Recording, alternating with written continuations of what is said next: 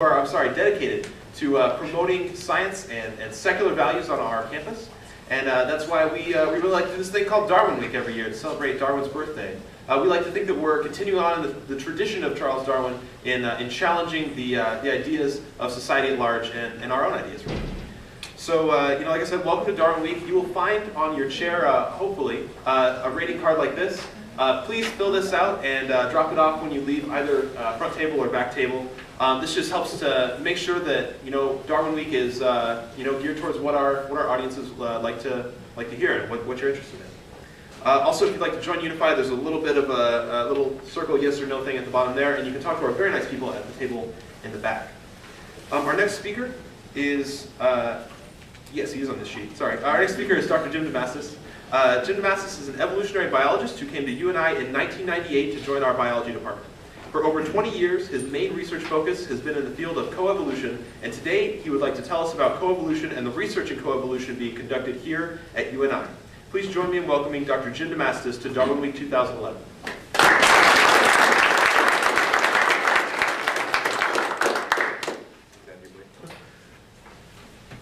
Thank you all for coming out, and I just wanted to give a little quick shout out to the students in Unify. I mean, I've been around for a while, and seriously, this is, I said one of in the newspaper, but I think it's the top intellectual event at UNI now for the last 3 years on campus, and it's completely put on by students. It just, I want to sort of, part of me wants to say, administration, you should help them, but then I was like, they'll just muck it up. So just keep doing what you're doing, and it's been great. It's been great.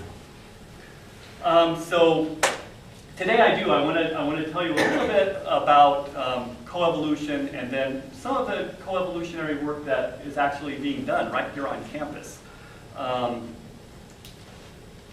part of that, I sort of also we'd spend a lot of time giving you history and trying to teach about evolution. And I get the feeling sometimes that most of the public think that's all an evolutionary biologist does, is teach about what evolution is and then argue with creationists, and then some think we have secret rituals at night and things like that too.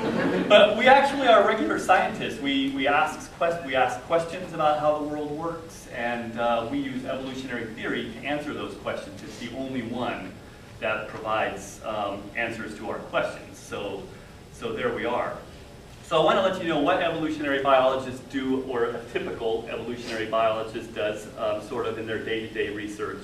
And then I also wanted to talk some about coevolution because, well, you guys know all about trees after the last two talks, which is excellent. So here's a tree, right? A fairly famous one that Darwin wrote up, and man, it creates a lot of stir, all this common ancestry business, right? So pick your favorite organism, right? Don't care. Here it is, right? Here's the history of that organism. You have a lineage going up, branching into other lineages, branching into other lineages. Very complicated, very cool, and drives certain members of our society crazy, when we talk about this idea of common ancestry. Well, how about this? It's your favorite organism. I already have one in my head, right? What about the fleas that live on this organism? What's going on with them?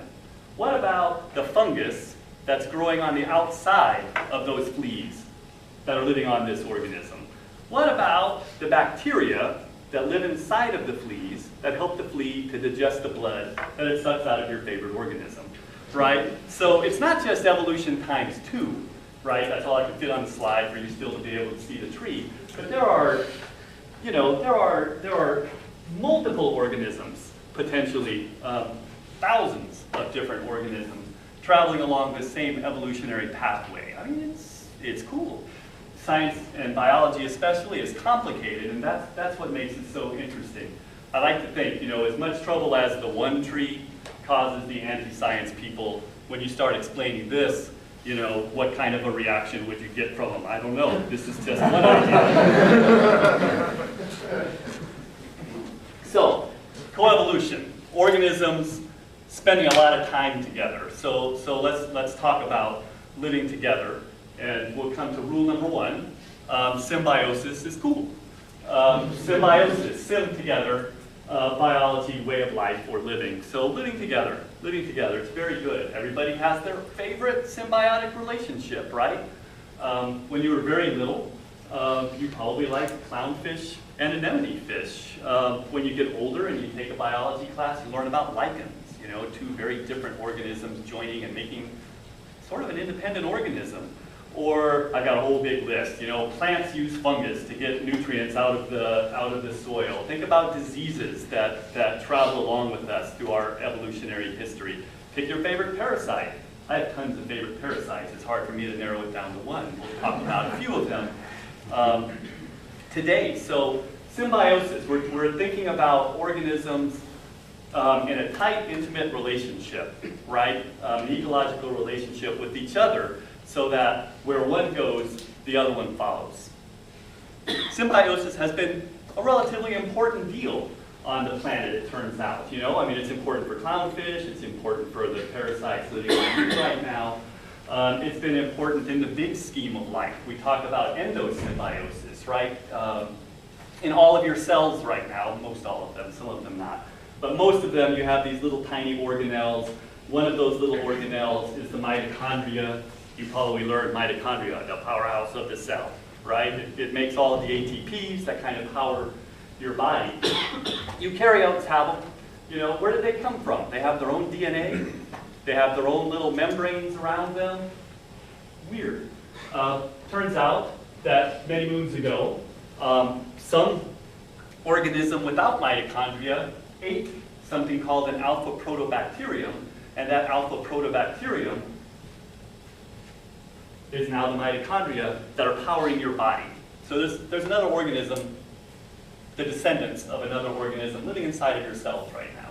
The air that we breathe comes from green plants, a lot of green plants, still some cyanobacteria too.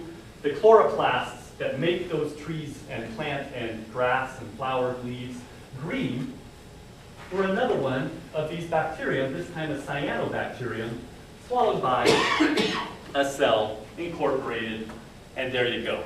So these are pretty big evolutionary events when we look back on things, right? They probably didn't seem too significant at the time. We hear a lot of this sort of, the quote, you know, nature red in tooth and claw. I mean, it's brutal out there. You watch a nature show, there's almost always a lion eating a zebra, something horrible happening, I have to cover the kid's eyes, you know, guts flying, heads flying off, that sort of thing, because we like watching that. So, and we learn about competition. Evolution is all about competition. But there's an element, a very real element of cooperation. They're not thinking about it, let's hold hands and work together. But organisms do rely on each other, and we'll see, and we see these examples of 2 different organisms, 3 different organisms, 100 different organisms coming together and getting the upper hand on this idea of competition.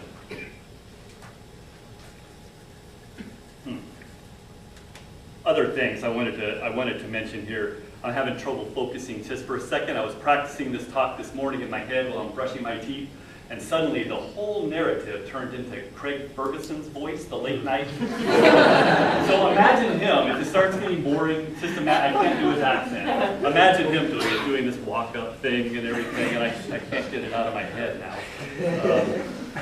But let's take a look at this. This is a weird picture. I can tell you that this is a mammalian hair here sticking out, but what are these other 3 finger-like objects poking out?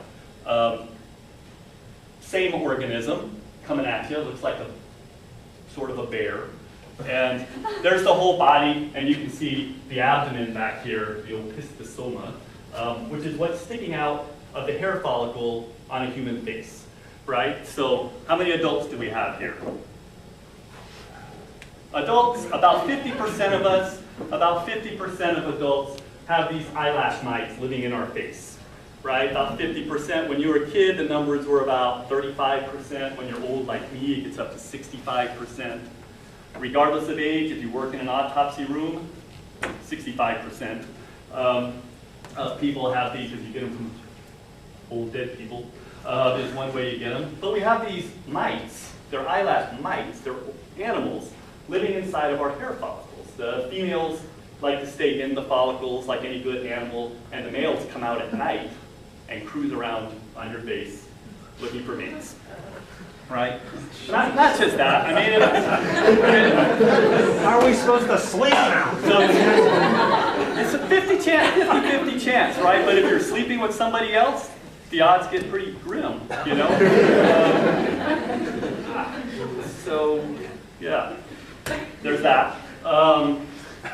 When you were still inside of mom, when you were connected, the placenta that you were using, 50% foreign DNA, why didn't her immune system attack you? There's a real tight layer of cells that blocks her immune response. There's evidence, growing evidence, and pretty convincing evidence that the proteins that we use, mammals, use to build that membrane are proteins that we learned to make from viruses that at one time made our ancestors sick. And now we're using viral proteins to build the trophoblast in our placenta. What? You know, it's getting crazy here. I mean, look at yourself. You're sitting in a chair, you think you're superior, and there are actually more bacterial cells sitting in the chair with you than there are you cells, right? So when you start thinking about organisms as really a lot of different organisms, it starts changing your perspective on evolution, and you start thinking about, wow, you know, lots of things are evolving along that one tree that Darwin drew. And when we think about that, we're thinking about coevolution.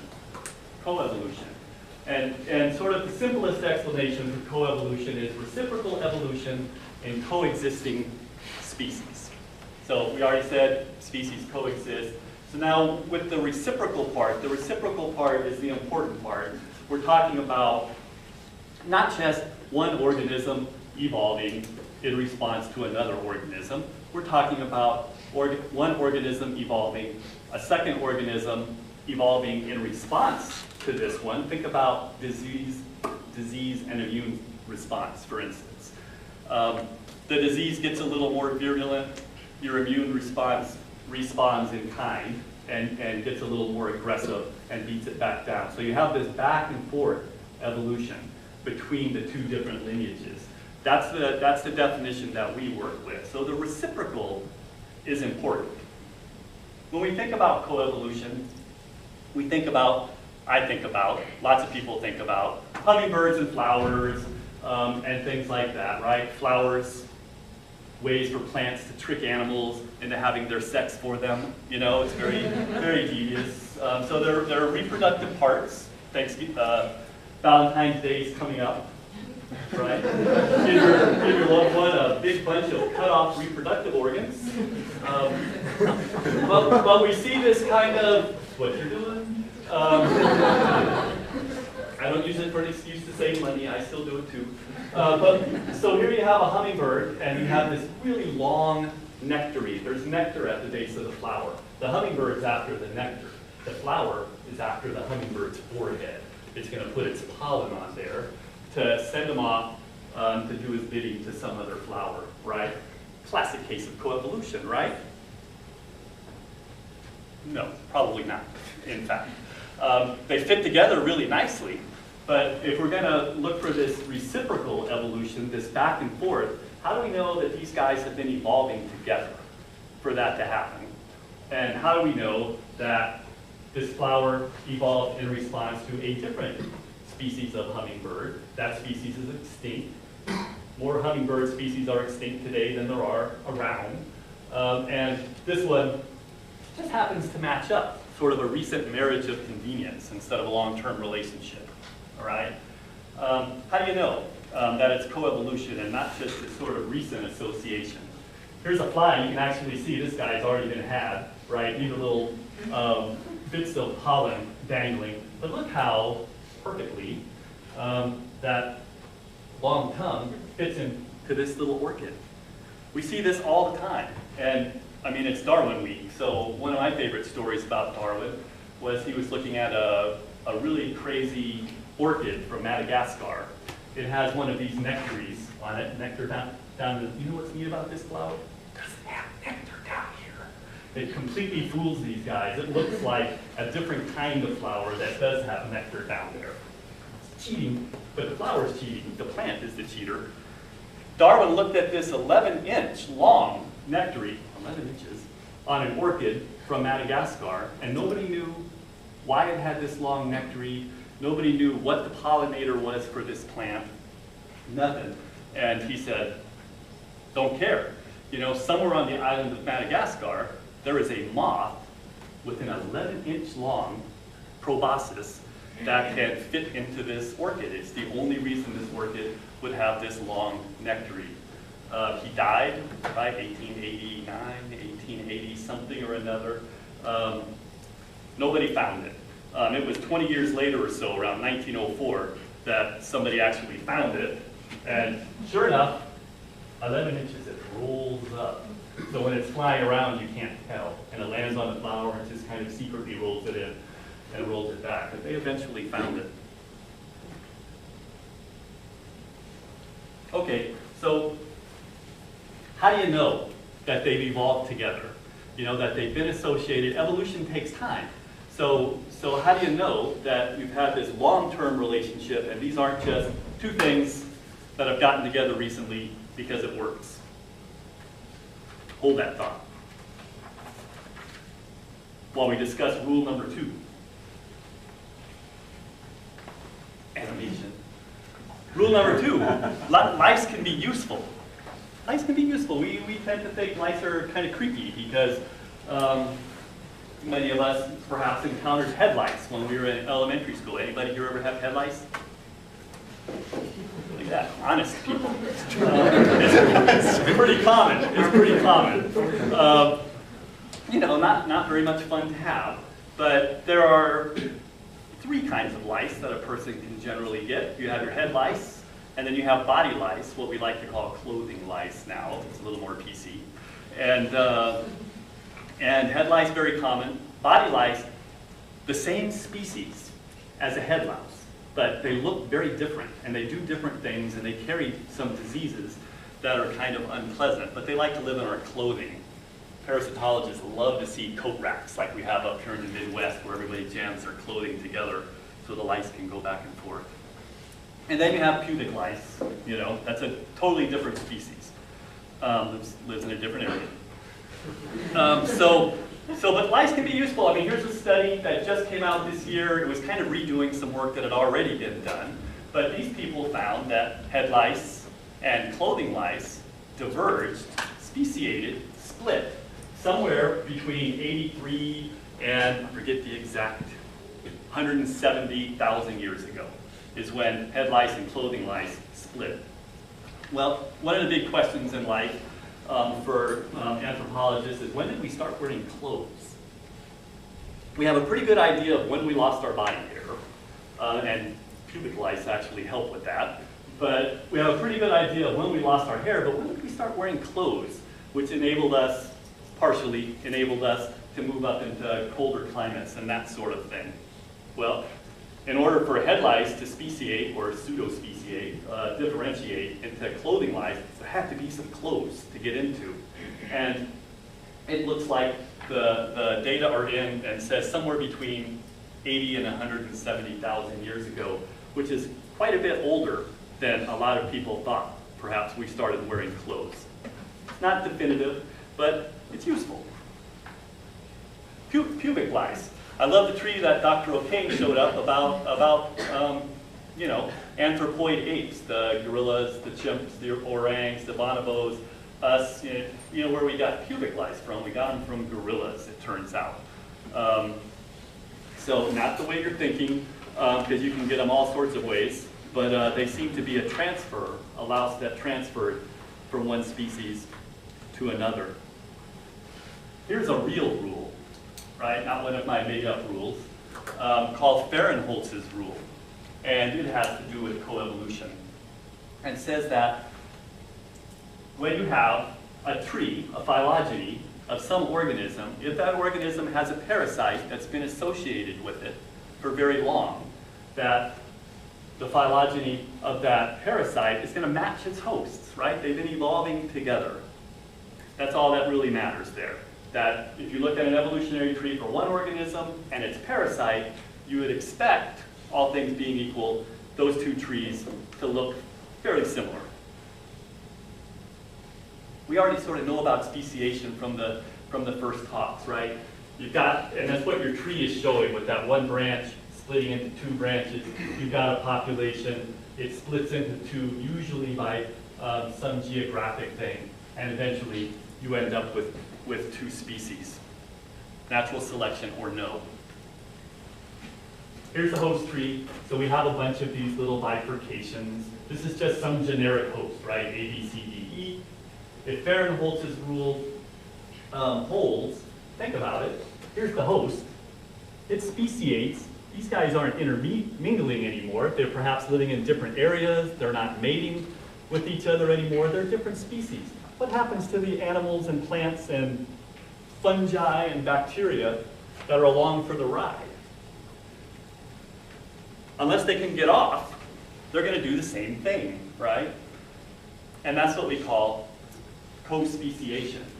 This is a speciation event, one species into two, and here's its parasite, one species into two, co-speciation. So it's an element of coevolution. Evolution takes a long time, right? So when you see this co-speciation, it's telling you that these parasites and these hosts have been hanging out together for a long time, right? Because they've evolved together, so they've been associated for a long time. That's how you know that the hummingbird and the flower have really co-evolved, right? We can look at the phylogeny of those flowers and the family tree of those hummingbirds, and if they show this kind of similarity, then we know, aha, that really is coevolution I'm looking at.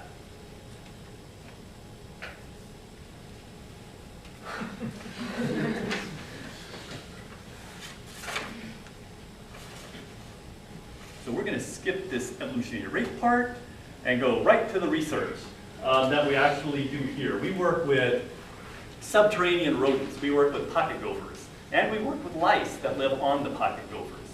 And there are lots of reasons for that. Subterranean rodents, rodents that live underground, first of all, rodents make up about half of all mammal species, so, you know, they're an important group. It turns out that pocket gophers and chewing lice are sort of the model system for co-speciation. It was one of the first groups that it was done with. We've sort of perfected the techniques in this group. This is just a web page out of Berkeley using pocket gophers and lice. You can pick up an evolution textbook sometimes and see them. So it's not weird to people who study coevolution to think about pocket gophers and lice. We've got pocket gophers in Iowa, so it's a great place to do this kind of work. Think about being a subterranean rodent. Here's a pocket gopher. They're relatively asocial. They live by themselves. They live underground. Those two things right away tell you, A, they probably don't have a lot of parasites. Parasites are one of the big costs of being social like us. And the parasites have no place to go. They can't go back and forth between gophers a lot because the gophers are asocial. Another nice gopher. I think they're gorgeous animals. We could talk about them for hours about how cool this animal is. I know what you're thinking. You're thinking it looks like a rat. But as subterranean rodents go, not bad, right? I mean, not bad, not bad, not bad. Not nearly as dashing as the Middle Eastern blind mole rat with his pencil-thin mustache, but still better than that. If you look at the burrow that the pocket gopher lives in, you start looking around in there, you'll find dozens and dozens of different species of organisms that are along for the ride. And we know they're along for the ride because you only find them in those pocket gopher burrow systems. And they have strange things like an absence of eyes. The fleas, pocket gopher fleas, have no eyes, and they have short legs. If you hop off the pocket gopher, where are you going to go? You know, there's no other blood down here. And it's dark. So a dog flea or a cat flea would happily jump on you, right, for a little snack. So here, all of these different things living with the pocket gopher are relying on the pocket gopher and are all sort of potential co-speciators with them, little fellow journeyers on his evolutionary trip. Just a few examples, you know, doesn't really matter. Here's a little blind spider, which is very cool. These are little predatory beetles that go around in the nest, a moth, Lots of cool stuff. But in there, and on the gopher, are these fantastic chewing lice. They're not like the lice that get on us. These guys don't drink blood. They eat dead skin off of the gopher. So as parasites go, not too bad. They're wingless, so they can't fly. They can't live off the pocket gopher for very long. They're really crummy thermal regulators. They're ectotherms. But they just don't do well off of the body. They die pretty quick. So they're not going anywhere either. So now you've got gophers that don't interact with other animals very often at all. Parasites can't move around. And you've got parasites that can't get off, or they'll die. So talk about tight linkage, right? If you have a speciation event in a pocket gopher, what would you expect to happen with these lice? Here's one hanging onto a pocket gopher hair. They fit on these hairs pretty tightly. They've even got a little groove in their head that the hair sits down in. Big gophers have fatter hairs. Big gopher lice have fatter head grooves. So they fit on there just nicely. How do you get these things to look at? You have to go out and work to get them. Gophers live in the ground, so we dig holes. Here's a picture of my wife on one of our first trips. You know, it was a very romantic trip out trapping gophers and getting lice. And here she's running through the cecum, which is right on the end of the small intestine, large intestine, a skunk that we found roadkilled on the road because we needed some outgroup worms for her research. She kept going out with you after That this? that was her research. Yeah. I said skunk worms, you know, rodent lice for me, but that was the open-minded one. The kids go along. Here are the kids from last summer doing their Vanna White impersonation with some pocket gopher specimens. Look, they're thrilled. We have great family vacations. You have to go out, you get the organisms, you extract the DNA. We bring them back here, right? We extract the DNA from them, we sequence the DNA, we look at the base pairs, and we draw a tree. We draw a tree of relationships for the pocket gophers. And you get something like this. Don't worry about what it says, right? You have a gopher on the left, you have a louse on the right. It's not perfect because there's some switching going on and some extinctions and some duplication events. We don't have to worry about that sort of thing. But look at the top. These guys, they're all from Central America, very fun field work. And look how nicely the top part of that tree mirrors each other. So in this group, the Orthogiomes and their lice, the Geomedicus lice, you've got a mirror image and some perfect co-speciation going on. If you look at Heterotus and Cherrii here, they speciated, these guys speciated. And then knowing that, we can compare things like mutation rate and rate of evolution along this branch and compare it to this branch. And it turns out, in a lot of cases, the chewing lice are evolving faster. This is cool, right? So there's more changes along the lice than there are in the gophers. So the slope of the line is up. Almost 3 times faster. So animals and plants don't evolve at the same rate. Some change faster than others. These were fun ideas to think about. Is that because there's not as much of a pressure for the pocket gopher? Because it's just a chewing lice, it's not actually hurting. It's a good question. And here's one of my favorite answers. We don't really know. You know, there are lots of different ideas. We thought at first, well, it's because they're ectothermic and their repair mechanism's not as good, you know, to fix the DNA up. Or maybe it's, some people for a while were thinking big things just evolve slower than small things. And now I think we're kind of landing in, it's more of a population size phenomenon. So population size for the lice is a lot higher than it is for the gophers. And we think that might have something to do with it. But the short answer is, I don't know. We're working on it. If we answer all the questions, then we become retired, right? And that's not good. Places we go for our field work: Mexico, one of the all-time great mountain ranges, this transverse volcanic range, which is where a lot of those came from. Here's another set of trees that we're just now publishing. These guys are from the west coast of Mexico, manuscripts coming out. But this one's fun because there is quite a bit of mixing up in here. The stars are where coevolution, co-speciation happened, but the circle and some of these unmarked branches, not. And figuring out the knots are starting to become the fun part of this. A lot of this work was done by a UNI undergrad. There's a project ongoing right now that the live blogger back there is actually getting started, generating a louse tree to match a gopher tree. The family vacation was this past summer out in Colorado, another fun place to work, right? Where we're looking at contact zones between pocket gophers, where two different species of pocket gophers come into contact. These guys aren't actually different species. They're possibly different subspecies, but here's another reason gophers are fun to work with. Look, they have different numbers of chromosomes. Those guys up there have 56. These guys down here and to the south have 48, same species. They can hybridize, even with different chromosome numbers. So it's not just plants that can do funky things with chromosomes, animals can too.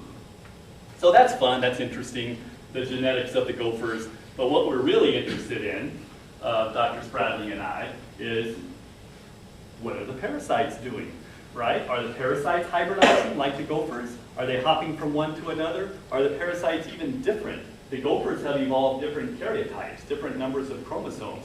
Have their parasites evolved some genetic differences over time? We don't know. We don't even know exactly where the hybrid zone is yet. We narrowed it down to about 2 miles, something like that. We're going to go back this summer and narrow it down more and get a lot of lice, which is a good thing for us, and generate some genetic data from that lice, from those lice, I should say. So it's the kind of work that we're doing here. Is this sort of, and it's all science, right? Going up here, digging holes, it's science. Doing the PCR, doing the genetic sequencing, it's science. And it's all evolutionary science. Generating the trees, science. Comparing the trees, science. Talking to you guys today, it's science. Sharing ideas. So a quick summary for what I'm talking about. First of all, don't just think about competition.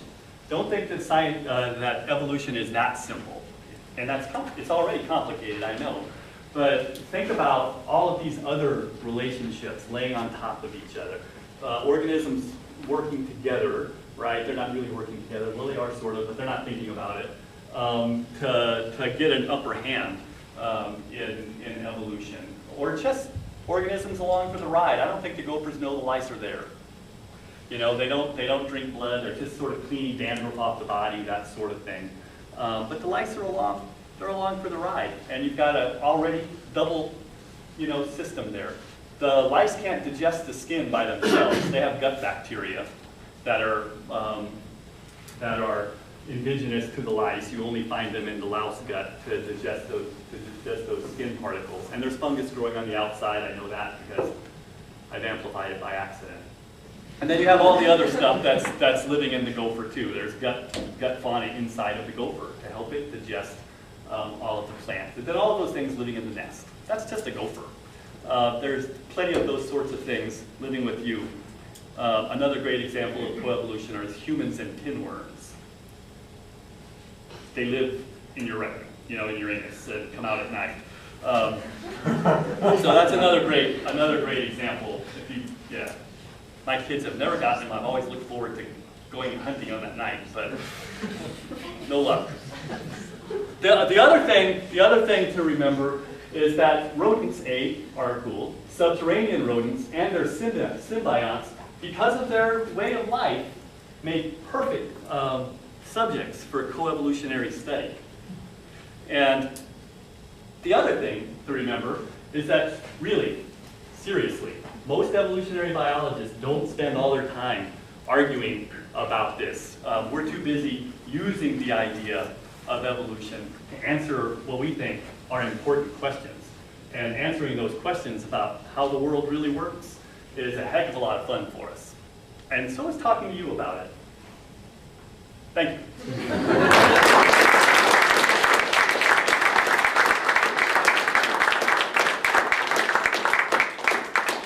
Awesome. It looks like we have about 9 minutes for Q&A.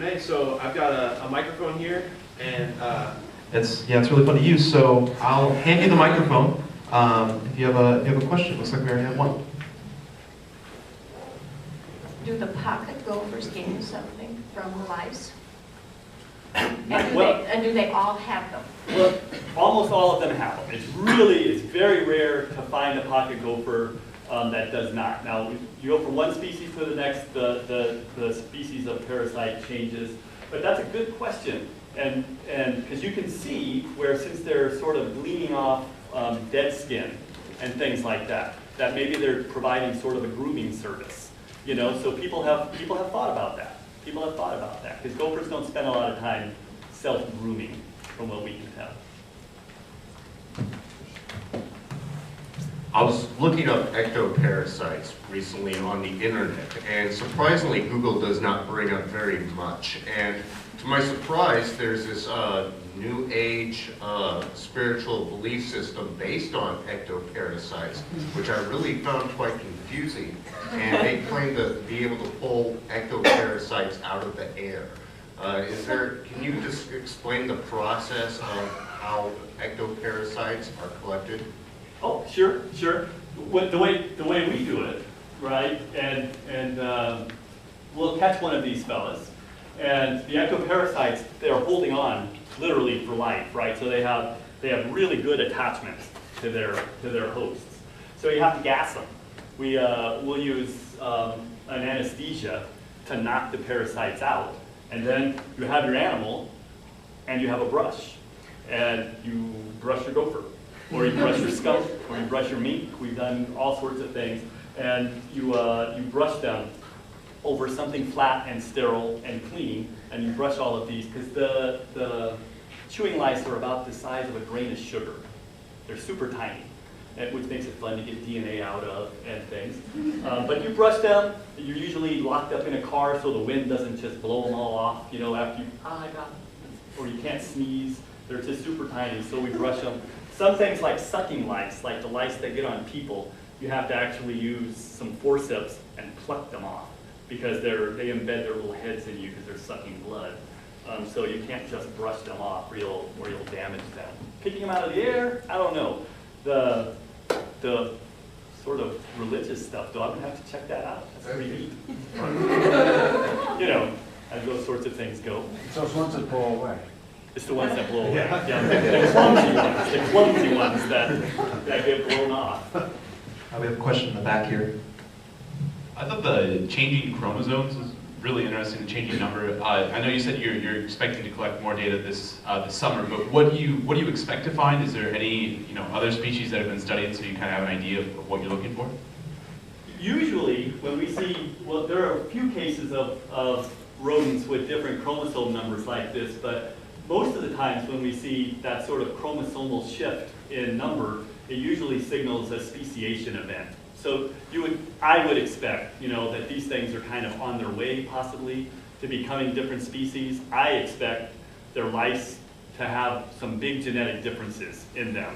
Maybe the lice are hybridizing, maybe they're swapping between hosts, but maybe not. Now, ask me how many times I've made predictions over the last 20 years and how many times they've come right. Almost zero.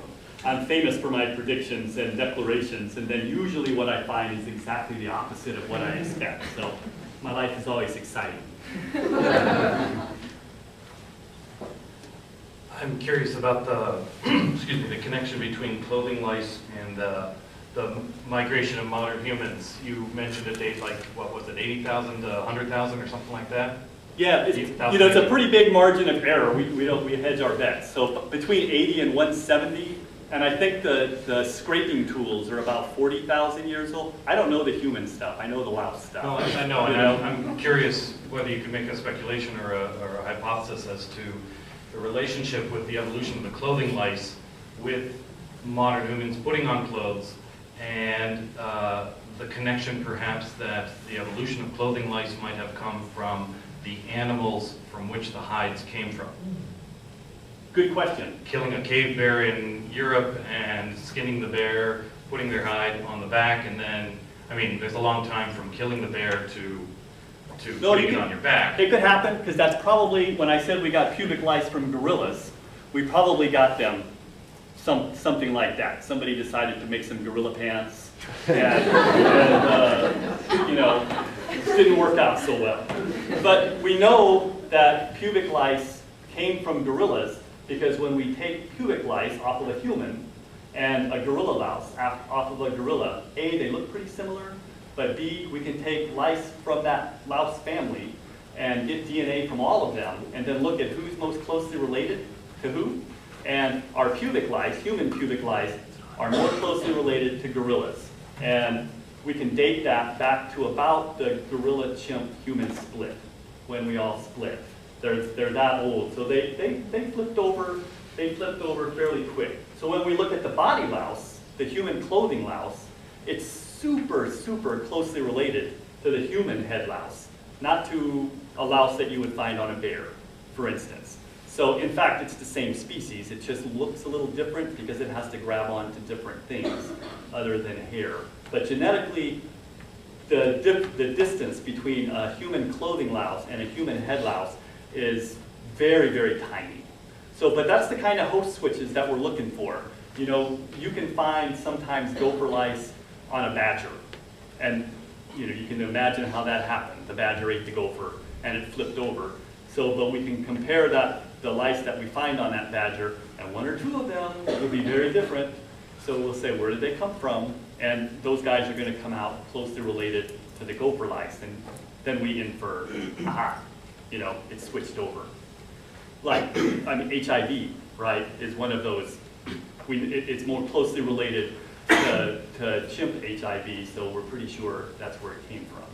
Chimp, gorilla, chimp? Chimps. So we're pretty sure that's where it came. And there's another HIV out there that we got from something called the sooty mangabey. But we can tell just by looking at the genetic relationships.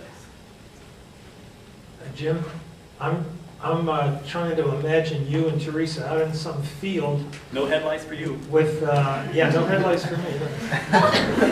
You out in some field, I noticed on one of your slides it said National Forest, and I'm trying to imagine you guys out in the field gassing these things and some ranger coming up and saying, what the hell are you doing? Do you have to get permission? It looks stranger than that. Yeah, I mean, we've got a centrifuge kind of jump started to our vehicle battery, you know, to do the karyotyping. And Teresa or I will be over, somebody will be brushing one, somebody will be skinning one, you know, so we look kind of suspect. No, I'm serious. Is there permission required? You have to have permits. That's You have okay. to have state permits, sometimes federal permits. Yeah, it's all pretty tightly regulated. Okay. If you're a Colorado resident, you can kill all the gophers you want. If you're a scientist and you're going to collect them, you have to get permits. Other questions? I was just wondering if, like, the more recent, you showed that one tree, the two, if, like, the more recent events tend to show coevolution rather than the older events. He asked if we look at these relatively new sort of speciation events, things that happened relatively recently, do they tend to show coevolution? And a lot of times, no. You know, for lots of reasons that we're trying to figure out. One of the reasons being, just hasn't had time for things for the dust to settle. You know, there are still some individuals swapping back and forth, or some ancient lineages haven't gone extinct yet to sort of trim the tree. That's why I've been writing that paper for so long, because there's a lot of mess, and it's all within one species, so it's recent stuff. Okay, we have time for one more question. Who wants it? Okay, well, all right, I guess I'll just go ahead and wrap up then. Let's just thank Dr. Demastes one more time.